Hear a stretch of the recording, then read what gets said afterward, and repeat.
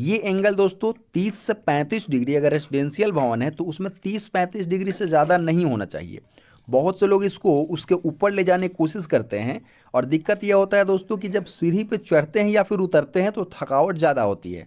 तो इन सब चीज़ का ध्यान देंगे। अब बात कर लेते हैं कि जो फर्स्ट फ्लाइट है, सेकंड फ्लाइट है, तो आखिरकार से इसकी थिकनेस कितनी रखनी चाहिए।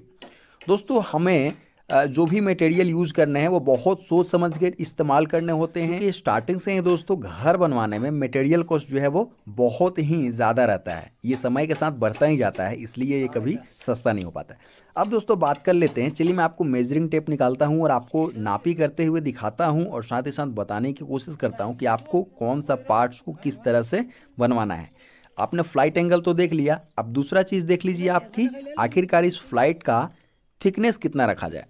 तो दोस्तों 4 से 5 इंच आप रखवा सकते हैं। 4 इंच का जो फ्लाइट होता है दोस्तों, उससे आपका काम आसानी से चल जाएगा और आपकी थोड़ी सी मटेरियल की भी बचत हो जाएगी, तो ये अच्छी बात है। अब बात कर लेते हैं दोस्तों ट्रेड का, ठीक है, मतलब कि एक स्टेप का हाइट कितना होना चाहिए, ताकि हमारे घर के, क्योंकि घर में सभी एज के लोग रहते हैं दोस्तों, कोई बुजुर्ग होते हैं, कोई यंग होते हैं। यंग लोगों के लिए तो कोई दिक्कत नहीं है, लेकिन ज़्यादा एज के लोगों के लिए दोस्तों सीढ़ी चढ़ना तो वैसे भी एक चैलेंजिंग वर्क है, और इसलिए हम राइज़र का जो हाइट है उसको बहुत ही सोच समझ करके देना चाहिए दोस्तों। मैक्सिमम मैं बता रहा हूँ आपको 5 से 6 इंच रेसिडेंशियल भवन का राइज़र का हाइट जो है वो रख सकते हैं। इससे ज़्यादा कीजिएगा तो जो बड़े उम्र के लोग हैं उनको थोड़ी सी दिक्कत होगी। और अगर बात कर लेते हैं ट्रेड का, जो विड्थ है, चौड़ाई है, तो आप जो है वो 10 इंच ही रख सकते हैं। 11 कर सकते हैं दोस्तों, लेकिन 9 इंच नहीं कर सकते हैं, कम कीजिएगा। चढ़ने में तो बहुत ज़्यादा परेशानी नहीं होगी, लेकिन जब आप ऊपर से उतरते हैं तो पैर फिसलने का चांसेस बढ़ जाते हैं, अगर आपने ट्रेड जो है वो छोटा दे रखा है तो। अब बात कर लेते हैं रेसिडेंशियल भवन के लिए, जो सीढ़ी की मिनिमम चौड़ाई है वो 3 फीट रखा जाए, और 3.5 फीट रखिएगा तो आप आसानी से जितने भी अप्लायंस वगैरह है, जो भी आपके घर के सामग्री है, उसको आसानी से नीचे से ऊपर और ऊपर से नीचे ला जा सकते हैं। लेकिन दोस्तों इसकी चौड़ाई कम हो गई तो इंसानों को तो आने जाने में कोई दिक्कत नहीं होगी दोस्तों, लेकिन कोई सामान अगर ले जाना हुआ आपको तो उसमें दिक्कत आती है। अब बात कर लेते हैं कि लैंडिंग किस तरह से डिसाइड करें।